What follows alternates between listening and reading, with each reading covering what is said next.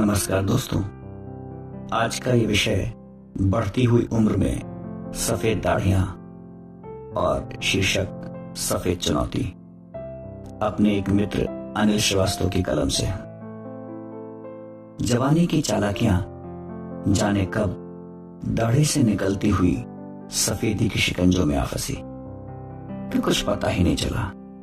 शुरुआत में इक्का दुक्का सफेद विद्रोहियों को तो मैंने नजरअंदाज कर दिया, लेकिन हर महीने इनकी संख्या तेजी से बढ़ती हुई मेरे सामने आ गई। आईने में इनकी मुंह चढ़ाते गुस्ताखियां माथे पर बल पैदा करने लगी। ये सफेद विद्रोही मेरे लिए चुनौती बनकर खड़े हो गए और मजबूरन मुझे दमनकारी कदम उठाना पड़ा। गिनती के विरोधी सर मेरे कैंची के निशाने पर आए। कैंची की धारदार नोक से इनकी जड़ के ऊपर से सफाया किया, लेकिन ये राहत बिल्कुल फौरी राहत रही, क्योंकि जिसके अंदर विद्रोह की भावना घर कर गई हो वह बल के प्रभाव में तो ठहर जाएगा, लेकिन मौका पाते ही फन कर लेगा। अपने कुनबे से कालिमा पलायन एक गंभीर विषय का आमंत्रण था। धीरे धीरे अपनी ही फसल में खरपतवार इतनी बड़ी संख्या में फैल गए कि खुरपी कुदाल लगाना सब व्यर्थ सा लगने लगा। रंग रोगन की भी एक निर्धारित सीमा और वैधता से भी मैं परिचित था, और यह भी सत्य है कि समस्याओं को रंग देने तथा पर्दा कर देने से वह यथावत बनी रहती हैं। अब तक दाढ़ी केश में सफेद विद्रोहियों की संख्या इतनी हो चुकी थी कि अब इनका दमन करने के बाद भी खबर को दबा ले जाना बिल्कुल आसान नहीं था।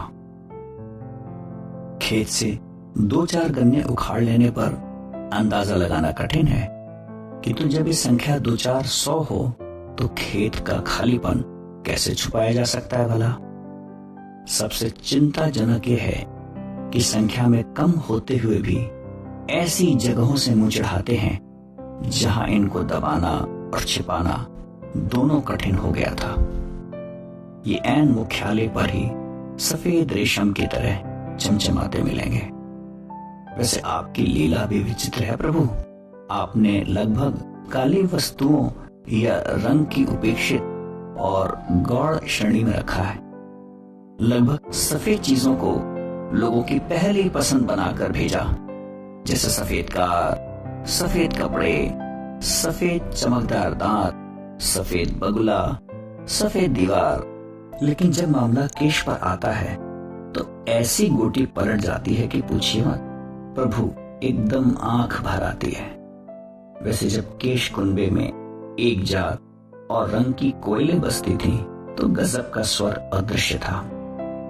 2-4 दिन दाढ़ी न बनवाने पर भी बड़ा शांति प्रिय और सौम्य सा वातावरण लगता था।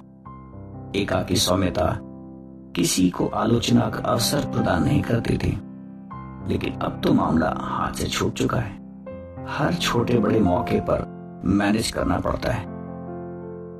लगभग 8 घंटे तक उस तरह न चला हो और अचानक कहीं से महत्वपूर्ण अवसर पर पहुंचना पड़े या किसी भावनात्मक निवेश हेतु आमंत्रण हो तो मजबूर होकर उस्तरा उठाना ही पड़ता है।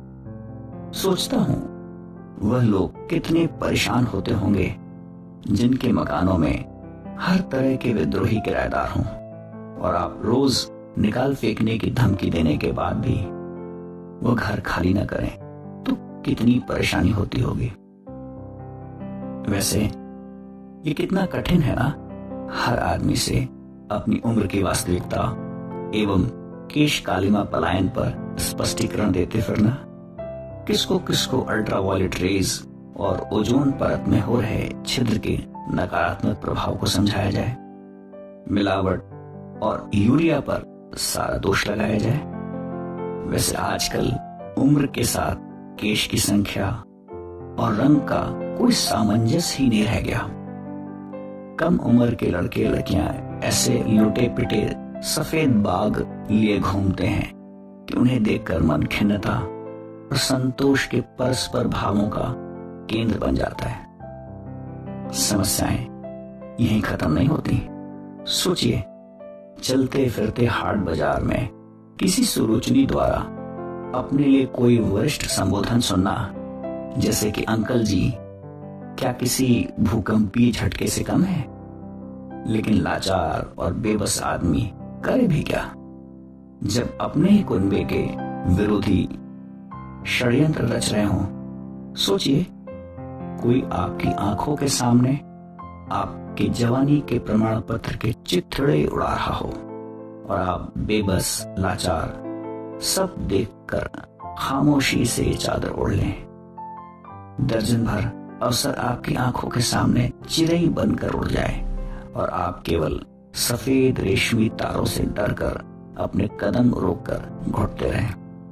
खैर, जीवन इन्हीं चुनौतियों को संघर्ष स्वीकार करने का नाम है, लेकिन इन कठिन सफेद चुनौतियों का लोहा माने कि उस्तरा लेकर हमें आगे बढ़ना है। हर 1-2 दिन पर इनका हिसाब करना है और अंतिम हद तक युद्ध क्षेत्र में मजबूती से टिके रहना है। जियो बिंदास।